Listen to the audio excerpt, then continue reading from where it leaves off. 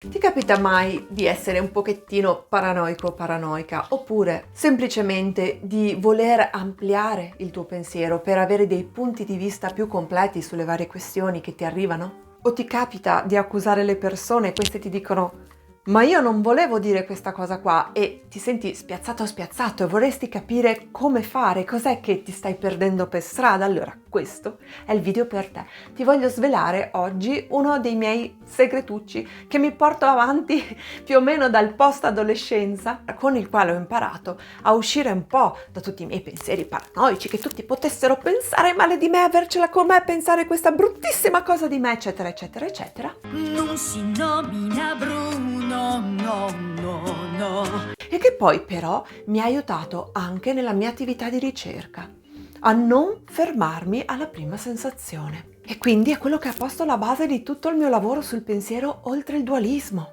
Come? Non conosci il mio lavoro sul pensiero oltre il dualismo positivo? È fondamentale allora perché è tutta la base del mio lavoro. Ti suggerisco un video importantissimo che te lo spiegherà facilmente con l'aiuto di una lavagnetta e te lo linko in descrizione anche qui sopra. Ma veniamo a noi. La prima cosa da sapere è che abbiamo tutte e tutti dei meccanismi di difesa psicologica che non sono identici per tutte e tutti, ma si attivano in modo automatico davanti alle cose, soprattutto quelle sfidanti. Quindi cosa ci interessa sapere di questa cosa? Che le esperienze che noi abbiamo fatto nella nostra vita spesso lasciano una sorta di imprinting, per cui tutte le volte che ci troviamo davanti a una situazione simile, l'imprinting, puff, si riaccende e ci porta la tendenza a leggere una determinata cosa secondo un'esperienza che abbiamo già vissuta. Questo è vero soprattutto in caso di esperienze traumatiche e quindi proprio laddove avremo più bisogno di tenere i nervi saldi e invece spesso, paf, esplodiamo.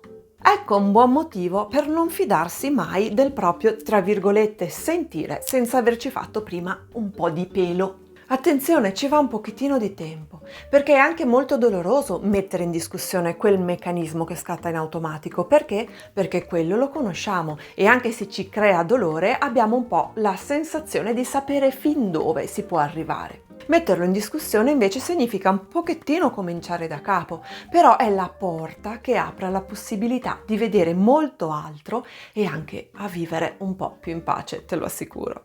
È una tecnica che tra me e me, in maniera anche molto banale, ho chiamato la tecnica delle ipotesi alternative. Parte quindi da questo presupposto. La prima cosa che penso di qualcuno o di qualcosa o di una situazione è probabilmente una delle peggiori ipotesi possibili dovute a qualche mia ferita rimasta un pochino aperta. Faccio qualche esempio sciocco. Se ad esempio soffro per la paura del giudizio, è molto probabile che se incontro qualcuno per strada che mi tiene lo sguardo addosso, andrò subito a pensare che quella persona mi sta giudicando e sta pensando qualcosa di negativo nei miei confronti. I will be watching you. Prima sensazione che mi viene in mente.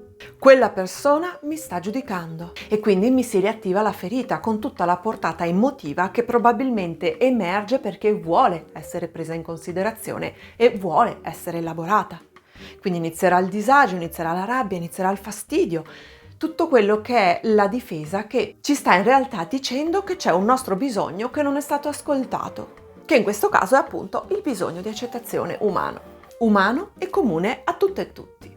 Ce l'abbiamo nel DNA. Come posso mettere in pratica dunque la mia strategia delle ipotesi alternative? Devo imparare a riconoscere il mio automatismo ed è la cosa forse più difficile all'inizio e dopo ad aprire uno spazio di pausa. Ok, il primo pensiero che mi arriva è quello, mi sta giudicando. Lo prendo, lo accetto, non lo censuro, lo metto da parte e mi chiedo quale altra ragione può esserci sotto per cui e vado sul fatto e non sull'interpretazione. E quindi dobbiamo imparare la distinzione tra fatti e interpretazioni. Magari lo spiegherò meglio in un altro video. Intanto però il fatto è quello che può essere, diciamo, ripreso da una telecamera, quello che chiunque descriverebbe nello stesso modo. E quindi sto camminando per strada, fatto, incontro una persona, fatto, la persona mi guarda, fatto, stop. Mi sta giudicando un'interpretazione. Quindi il fatto Quale può essere un'altra spiegazione per interpretare il fatto che una persona abbia camminato incontro a me e mi abbia osservato? Qui comincia il nostro gioco. Se ci si mette proprio una chiave giocosa, questo diventa divertente e si memorizza meglio in quello che noi siamo, perché diventa proprio un gioco. Potrebbe essere che è incuriosito o incuriosita dal mio fiocchetto in testa che effettivamente è messo lì proprio per dar colore, quindi attira l'attenzione ed è visibile, pure rosso. Potrebbe essere magari che ho il rossetto sbavato e non me ne sono accorta e abbiamo già 2 ipotesi. Potrebbe essere che la mia faccia somigli tantissimo a una persona che lui conosce o lei conosce. Ecco che ne abbiamo fatte 3 di ipotesi. Potrebbe essere che mi trovi una bella ragazza. Ecco che abbiamo fatto una 4ª ipotesi. E teniamo sempre nella scatolina la prima ma qual è stata? Sta pensando male di me, che sono brutta, mi sta giudicando, che ho il naso storto, eccetera, eccetera. Ma abbiamo affiancato adesso altre 4 ipotesi, altre ipotesi che ci aiutano un pochettino a ridimensionare il nostro primo impulso, che è appunto il peggiore possibile. Quasi sempre, poiché siamo cresciuti e cresciuta in un ambiente culturale che ci giudica, che ci fa pesare i nostri errori, siamo tutte e tutti in qualche modo presi da questo tipo di lettura. Quando inizia ad affiancare 4, 5 o anche di più ipotesi alla prima, la tua emozione comincia a risistemarsi. E man mano che tu prendi piede con questo gioco, ti assicuro che inizierai a stare molto meno male, a provare molta meno sofferenza davanti al tuo primo automatismo, che magari anche scatta, ma siccome noi non lo censuriamo, attenzione, mai cercare di infilzare il drago, gli diciamo ok, potresti aver ragione, ma quale altra visione potrebbe esserci di questa situazione? Allora, quando è così, iniziamo ad avere delle riserve e con le riserve cominciamo anche a ricontestualizzare le cose.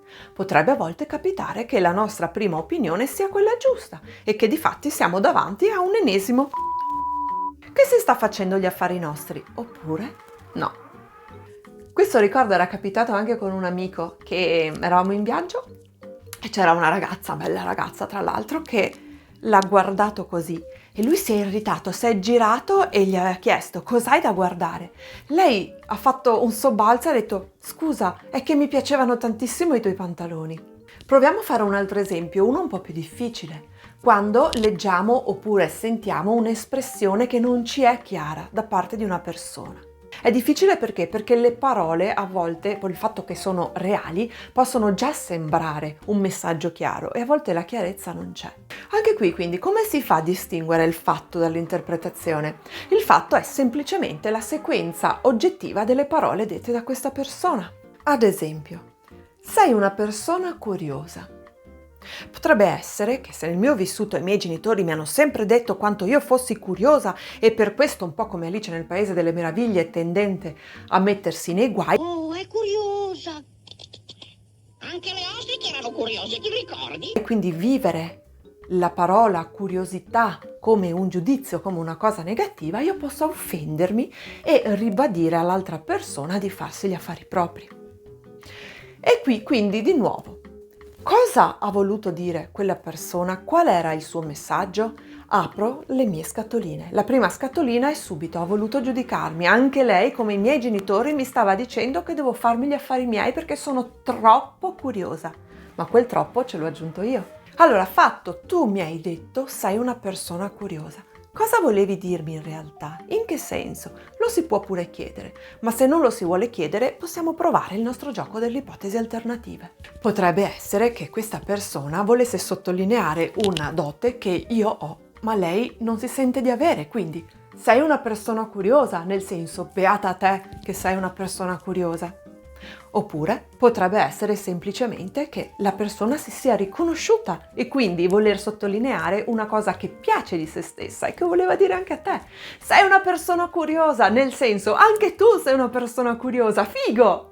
Magari si è dimenticato di scrivere il punto di domanda. Quindi voleva chiederti, sei una persona curiosa? Cosa a cui tu puoi rispondere sì, no, forse un po', eccetera. Capito? Allora, Fammi sapere nei commenti se metterai in pratica questa cosa, perché ti assicuro può cambiarti la vita. Ed è un qualcosa che lascio qui gratuitamente a disposizione di tutte e tutti, nella speranza poi che vi iscriviate al mio canale, attiviate le notifiche, in modo così da sapere quando uscirò con un nuovo video su questo canale per chi non ha paura di pensare fuori dagli schemi. Se vuoi far parte anche delle cerchie mie più ristrette, ti aspetto nella mia newsletter, trovi il link per iscriverti in descrizione. Al prossimo video, ciao!